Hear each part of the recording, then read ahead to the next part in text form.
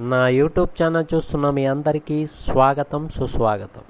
గణేష నవరాత్రులలో గణేష చాలీసాను చదివిన వారికి సర్వ విఘ్నాలు తొలగిపోయి సర్వసుఖాలు ప్రసాదిస్తాడు మహాగణపతి. కనుక ఈ గణేష చాలీసాని వినండి, చదవండి, గణేష కృపకు పాత్రులవ్వండి. గణేష చాలీసా. जय गणेश जय गणेश देवा, माता जाकी पार्वती पिता महादेव.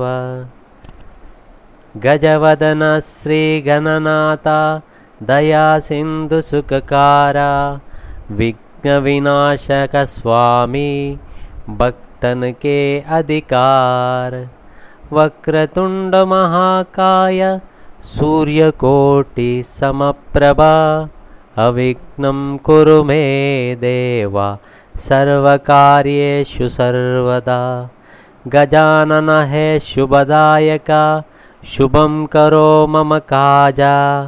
मंत्रमूलं गुरोर्देवं, अनुग्रहं कर श्रीराजा.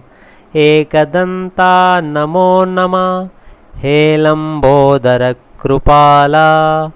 विघ्नहर्ता श्री गणेश, सदा करो मम पाला. मूषिक वाहन मोदक प्रिया, लंबोदर महाराजा. तव सेवक है सहिता, भक्तन के तुम राजा. गणपति मोरया पावक हो गणराजा. विनायका सदा करो भक्तन के विघ्न नाश. गौरी पुत्र विनायका, मंगल मूर्ति मेरा. देवा जय जय गणेशा, भक्तन के करपाल. शिवनंदन श्री गणेशा, श्री गणपति रमणी प्रिया.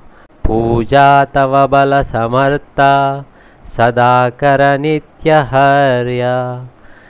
भक्त चित्त अनुरागमया, कर मम विघ्न निवारणं.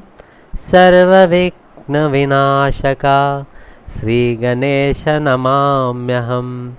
श्री गणेश चालीसा, भक्ति विभावित मना. पठति नित्यमाना देवा, सर्वसुखमय सुस्थिरम्. इति श्री गणेश चालीसा संपूर्णम्.